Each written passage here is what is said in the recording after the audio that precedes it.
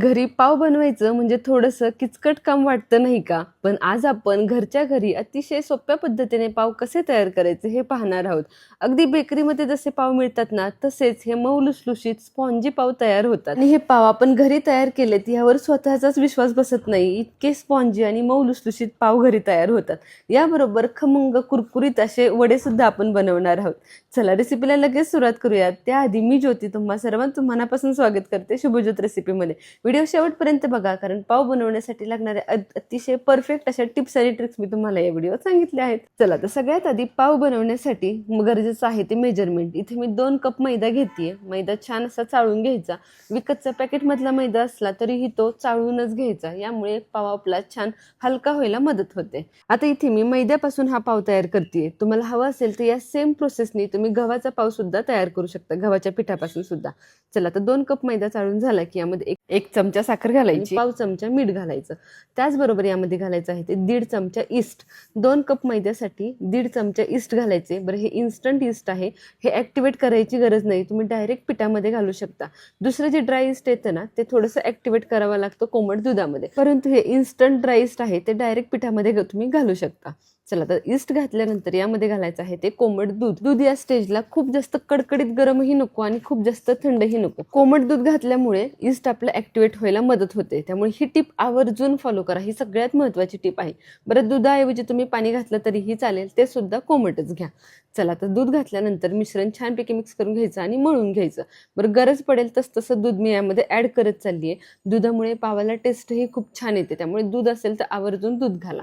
आता हा डो मळत असताना खूप जास्त घट्ट न मळता तो अगदी मौसूद असा मळून घ्यायचा आहे. पावाचा डो कधीच हार्ड नसतो, आपल्या चपातीच्या कणकेपेक्षा सुद्धा थोडासा तो मऊ लुसलुशीत असतो. आता पीठ व्यवस्थित आपटून एक 5 मिनिटं मळलं गेलं की यामध्ये घालायचं आहे ते तेल. इथे मी 2 कप मैद्यासाठी साधारण 4 ते 5 चमचे तेल घालून घेतले. तेलाऐवजी इथे बटरही तुम्ही आरामात घालू शकता. बटर घेताना सुद्धा ते सॉफ्ट असं वितळलेलं घ्या, म्हणजे ते मैद्यामध्ये या पिठामध्ये व्यवस्थित मिक्स होतं. तेल घेतलं तरी काही हरकत नाही, तेल हे आरामात तुम्ही यामध्ये घालू शकता. आता तेल लावल्यानंतर पोळपाटावरती हे पीठ घ्यायचं आणि व्यवस्थित असं किमान 4 ते 5 मिनिटं तरी मळून घ्यायचं. जेवढं तुम्ही हे पीठ छान मळाल ना, तेवढं ते छान फर्मेंट होणार आहे. तुम्ही बघू शकताय किती सुंदर असं पीठ झालंय.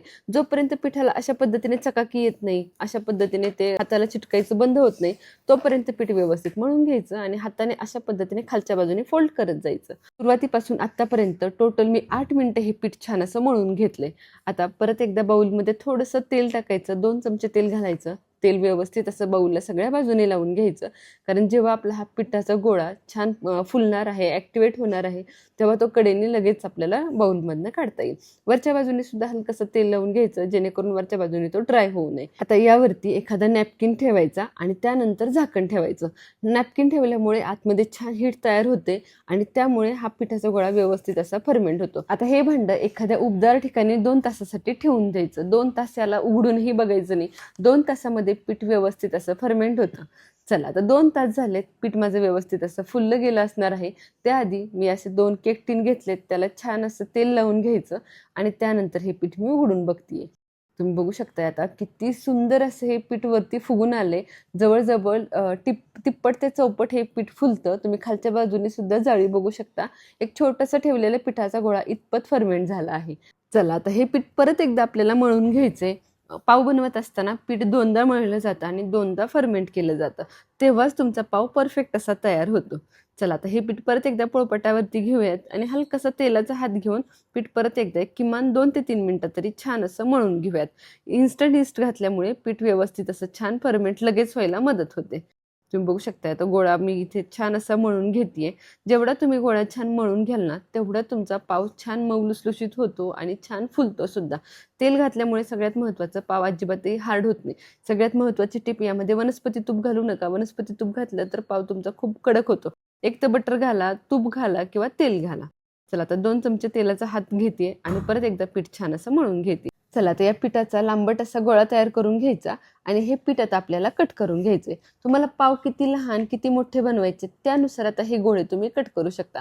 हाताने कट करण्यापेक्षा अशा पद्धतीने एखाद्या चाकूच्या सहाय्याने परफेक्ट मेजरमेंटमध्ये कट करून घ्या किंवा दोऱ्याच्या सहाय्याने सुद्धा हा रोल कट केला जातो. आता प्रत्येक उंडा हातावरती अशा पद्धतीने खालच्या बाजूने दुमडत जायचा आणि त्याचा छान असा उंडा तयार करून घ्यायचा. खालची जी काही ओपन बाजू असेल ती चिमटीच्या सहाय्याने दाबून घ्यायची आणि सगळा उंडा छान एकसारखा असा करून घ्यायचा. तुम्ही बघू शकता किती सुंदर असे हे बॉल्स तयार होत आहेत ते. आणि या पद्धतीने हे बॉल्स तयार केले ना तर ते व्यवस्थित प्रूफ व्हायला सुद्धा म्हणजे व्यवस्थित फुलायला सुद्धा मदत होते. चला आता हे सगळे उंडे याच पद्धतीने मी छान असे तयार करून घेते. एक साधारण 2 मिनिटांमध्ये हे सगळे उंडे छान असे तयार झालेत. आता आपण अगोदरच भांड्यांना तेल लावून ठेवलं होतं यामध्ये हे ठेवून घेऊयात. आता जे माझं ब्रेडचं भांडं आहे जे की उभ्या आकारामध्ये आहे त्यामध्ये मी थोडेसे लांबट आकारामध्ये रोल करून ठेवते. कारण यामध्ये पाव हे लांबट उभट जे पाव आपल्याला बाजारामध्ये मिळतात ना त्या आकारामध्ये हे पाव तयार होतील. चौकोनी सुद्धा तुम्ही यामध्ये ठेवू शकता परंतु मी आवर्जून ते उभे पाव मला तयार करायचे आहेत म्हणून मी लांबट असा गोळा तयार करून ठेवते. बरं एका वेळेस ठेवताना खूप जास्त न ठेवता सहजपणे जेवढे बसतायत तेवढेच ठेवा कारण यामध्ये हा गोळा परत एकदा फुलणार आहे. परत एकदा याची साईज दुप्पट ते तिप्पट होणार आहे. चला एका वेळेस मी यामध्ये 4 ठेवून घेतलेत आणि राहिलेले 3 आहेत ते मी या चौकोनी आकाराच्या केक टिनमध्ये ठेवून देते. आता परत एकदा याला फर्मेंट करायला 1 तासाभरासाठी असंच ठेवून द्यायचे. आता जो आयताकृती ब्रेडचा माझा बॉक्स आहे त्याला झाकण आहे त्याचं मी झाकण लावून ठेवते आणि चौकोनी केक टिनवरती मात्र हा नॅपकिन परत एकदा ठेवून झाकण ठेवते आणि तासाभरासाठी परत एकदा याला उबदार ठिकाणी ठेवून द्यायचे. म्हणजे टोटल मला 3 तास लागले याला प्रूफिंग करण्यासाठी. पहिले 2 तास आणि नंतरचा हा आत्ताचा 1 तास. 1 तासाभरानंतर तुम्ही बघू शकताय किती सुंदर असे हे ब्रेडचे बॉल फुललेत. अगदी परफेक्ट असे झालेत. दुसराही तुम्ही बघू शकताय 3 ठेवले होते पूर्ण त्यांनी जागा मावून घेतली आहे आणि सुंदर असे हे फुलले गेलेत. आता यावरती दूध साखर आणि तेल या 3 गोष्टी मी वाटीमध्ये एकत्र मिक्स करून घेतल्यात. या तिन्हीचं मिश्रण लावून घ्यायचं. यामुळे पाव आपले छान बेक होत असताना अजिबातही ते वरच्या बाजूने ड्राय पडत नाहीत आणि सुंदर असा कलर यायला याला मदत होते. कलर येण्यासाठी अजून एकदा आपण याला तेलही लावणार आहोत परंतु सुरुवातीला आवर्जून दूध साखर आणि तेलाचं मिश्रण लावून घ्यायचं म्हणजे ते अजिबात ड्राय होत नाहीत. आता याला ओव्हनमध्ये बेक करून घेऊयात. ओव्हनमध्ये बेक करायला ठेवण्या अगोदर 180 सेल्सिअसवर मी ओव्हन 5 मिनिटं फ्री हीट करून घेतला होता आणि आता या फ्री हीट झालेल्या ओव्हनमध्ये केकचा टिन ठेवल्यानंतर 180 किंवा 160 डिग्रीला किमान 20 ते 25 मिनिटं याला छान असं बेक करून घ्यायचा. आता हा एअर फ्रायर विथ ओव्हन आहे त्यामुळे वरच्या बाजूने झाकण आवर्जून लावा. असं सोलाराचा किंवा दुसरा कोणताही तुम्ही एअर फ्रायर विथ ओव्हन वापरत असाल तर. कारण ब्रेड बेक होत असताना पाव बेक होत असताना तो वरच्या बाजूने लवकर कडक होतो आणि आतून मात्र कच्चा राहतो. अशा वेळेस वरच्या बाजूने जेव्हा तुम्ही झाकण लावून ठेवता तेव्हा तो वरच्या बाजूने लवकर त्याला कलर येत नाही परंतु आतून परफेक्ट असा बेक होतो. 20 मिनिटानंतर मी याला काढून घेतलाय. वरच्या बाजूने तेलाचं सुंदर असं मी ग्रेसिंग करून घेतले. आता हे तेलाचं किंवा बटरचं तुम्ही ग्रेसिंग करून घेऊ शकता. यामुळे पावला आपल्या परफेक्ट असा सोनेरी रंग यायला मदत होते. चला आता हा पूर्णपणे बेक झाला आहे पूर्णपणे शिजला आहे परंतु फक्त कलरसाठी मी परत एकदा याला 10 मिनिटं ठेवून घेतले. तुम्ही बघू शकता 10 मिनिटानंतर कलर किती सुंदर असा आपल्या पावला आलाय. वरून तेलाचं ग्रेसिंग केल्यामुळे तर अप्रतिम असा कलर येतो. आता ओव्हनमधून काढल्या लगेच याला परत एकदा तेलाचा एक ब्रश मारून घ्यायचा. यामुळे पावला आपल्या छान अशी चकाकी यायला मदत होते. आपण जेव्हा बेकरीमधले पाव बघतो त्यावेळेला ते सुंदर असे तुकतुकीत चकाकीदार दिसतात ते याच टिपमुळे की शेवटी ते आवर्जून बटरचं किंवा तेलाचं ब्रशिंग करत असतात. सुंदर असे पाव तयार झालेत. तुम्हाला बघून वाटणारच नाही की हे पाव घरी तयार केलेत. इतके सुंदर आहेत. चला आता पहिली बॅच तयार झाली. आता दुसरा सुद्धा टीन ठेवून घेऊयात. पहिला टीन बेक होईपर्यंत 25 ते 30 मिनिटांमध्ये दुसरा टीन तुम्ही बघू शकताय पाव अगदी दुप्पट ते तिप्पट छान असे फुलले गेले. चला आता ह्याला सुद्धा ओव्हनमध्ये ठेवून परत एकदा 25 मिनिटांसाठी छान असं बेक करून घेते. हा केक टीन आहे याला वरून झाकण नाहीये म्हणून आवर्जून ओव्हनचाच एक वरची जी प्लेट असते ती मी वरती ठेवून घेतली ज्यामुळे वरून आपला पाव अजिबातही हार्ड होणार नाही. तो परफेक्ट असा सॉफ्ट राहील. चला तर याच पद्धतीने परत एकदा 25 मिनिटांमध्ये हा मी बेक करून घेते. तोपर्यंत हा जो पहिला आपण केकचं बॅच काढली त्याला काढून घ्यायचं. जास्त वेळ केक टिनमध्ये ब्रेड ठेवायचं नाही पाव ठेवायचं नाही नाहीतर तो खालच्या बाजूने घामजला जातो. एखाद्या जाळीवर काढून याला थंड होऊ द्यायचा. किमान एक 10 ते 15 मिनिटं तरी याला थंड होऊ द्या. तुम्ही रंग बघू शकताय आणि वरच्या बाजूने याचा मऊ लुसलुशीतपणाही बघू शकताय. अतिशय सॉफ्ट आणि सुंदर असे पाव तयार झालेत. आता हा पाव सध्या गरम आहे त्यामुळे याला लगेच न काढता किंवा लगेच सर्व न करता यावरती सुती कापड ठेवायचं आणि एक 15 मिनिटं याला थंड होऊ द्यायचा. चला आता पाव थंड होतोय, दुसरी बॅचही आपली पावची तयार होते. तोपर्यंत वडे तयार करून घेऊयात. बटाटा मी उकडवून घेतलाय. आता पॅनमध्ये 3 चमचे तेल गरम करून जिरी, मोहरी, कढीपत्ता, हिंग आणि ओवा याची खमंग अशी फोडणी तयार करायची. यावरती आलं आणि हिरवी मिरचीचं वाटण घालायचं. या सगळ्या गोष्टी छान अशा परतल्या गेल्या की यामध्ये पाव चमचा हळद घालून घ्यायची. हळदही यामध्ये छान अशी परतवून घ्यायची. या पद्धतीने जर तुम्ही ही बटाट्याची भाजी करून वडे बनवाल ना, तर वडे अतिशय टेस्टी असे होतात. कारण फोडणीच इतकी खमंग बसते की बटाट्याच्या भाजीला खूप छान अशी चव येते. यामध्ये 1 चमचा धनापूड आवर्जून घाला. हळद घालून परतल्यानंतर मी 1 चमचा धनापूड, चवीप्रमाणे मीठ घालून घेतले आणि आता यामध्ये हे उकडलेले बटाटे हाताने स्मॅश करून घेतलेत. वरून कोथिंबीर घालायची आणि ही बटाट्याची भाजी छान अशी परतवून घ्यायची. बटाट्याच्या भाजीमध्ये कांदा वगैरे अजिबातही घालायचा नाही. वडे बनवत असताना कधीही बटाट्यामध्ये कांदा घातला जात नाही. बटाटा एक 2 ते 3 मिनिटं छान असा परतवून घ्यायचा, त्यामुळे तो अजूनच छान खमंग असा होतो. आता याच पॅनमध्ये याला पसरवून ठेवते आणि एक 5 मिनिटं याला पूर्ण असं थंड करून घेते. 5 मिनिटानंतर मिश्रण थंड झालं की याचे वडे तयार करून घेतलेत आणि बेसन पिठाचं छान असं बॅटर तयार करून घेतले. 1 वाटीभर बेसन पीठ, 2 चमचे तांदळाचं पीठ, चवीप्रमाणे मीठ आणि चिमूटभर हळद घालून हे बॅटर तयार केले. अगदी चिमूटभर खायचा सोडा यामध्ये घातलाय आणि हे बॅटर छान असं तयार करून घेतले. तेल छानपैकी गरम झाले. आता यामध्ये लगेच वडे सोडायला घेऊयात. वडे सोडत असताना बॅटरमध्ये वडा घालून हाताने छान असं खालच्या बाजूने उचलून घ्यायचा आणि पलटी करून तो तेलामध्ये सोडायचा. या पद्धतीने वडे तेलामध्ये सोडले ना की बॅटर सगळ्या बाजूने वड्याला छान असं कोट होतं. ते अजिबातही वड्यांना सोडून राहत नाही. बरं, बॅटर तयार करत असताना ते खूप जास्त घट्टही नको आणि खूप जास्त पातळही नको. मीडियम अशा कन्सिस्टन्सीमध्ये करायचं, म्हणजे वड्यांना छान असं हलकंसं मिश्रणाचं कोटिंग येतं. ते खूप जाडही येत नाही आणि खूप जास्त पातळही येत नाही. आता अगदी मीडियम टू लो फ्लेमवरती दोन्ही बाजूने वडे छान तळून घ्यायचे आणि सुंदर असे सोनेरी रंगावरती हे वडे तळले गेले. तुम्ही बघू शकता वडे किती सुंदर असे झालेत. 2 चमचे तांदळाचं पीठ घातल्यामुळे वडे छान कुरकुरीत असे होतात. त्यामुळे वडे बनवत असताना कधीही बेसन पिठाच्या बॅटरमध्ये आवर्जून 2 चमचे तांदळाचं पीठ घाला. तांदळाचं पीठ नसेल तर 1 चमचा कॉर्नस्टार्च घाला. त्यामुळे सुद्धा वड्यांना छान कुरकुरीतपणा यायला मदत होते. चला, पहिली बॅच तयार करून झाली आहे. दुसरी बॅचही याच पद्धतीने मी छान तयार करून घेते आणि आपले तोपर्यंत पावही तयार होत आहेत. आपण बऱ्याच वेळेला बाहेरून वडापाव आणून खात असतो, परंतु अशा पद्धतीने तुम्ही घरच्या घरी आरामात पाव तयार करू शकता. बरं, तुमच्याकडे ओव्हन नसेल तर तुम्ही कढईमध्ये, कुकरमध्ये सुद्धा हे पाव तयार करू शकता. सेम याच प्रोसेसनी करा. फक्त कढई आणि कुकर एक 5 मिनिटं खाली मीठ टाकून फ्री हीट करून घ्या आणि त्यानंतर हे ब्रेडचे टिन त्यामध्ये ठेवून बेक करून घ्या.